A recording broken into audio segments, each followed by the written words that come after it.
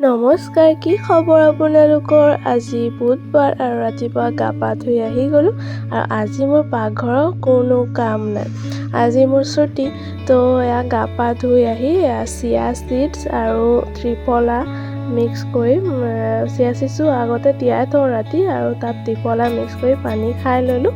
তাৰপৰা মায়ে ইফালে দালি বনাইছে কোমোৰা দি, তাৰপৰা ইফালে বন্ধাকবি ভাজিছে, তো বন্ধাকবি ভাজি আৰু বেঙেনা পুৰিছিলে আৰু দালি, তো মায়ে বনাইছে আজি।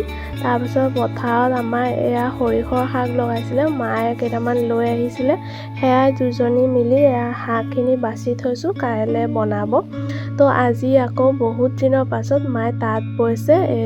এদিন ধান কটাৰ কাৰণে বিজি হৈ আছিলে, তাঁত ব'ব পৰা নাই, আজি বহুত দিনৰ পাছত তাঁত বৈছে।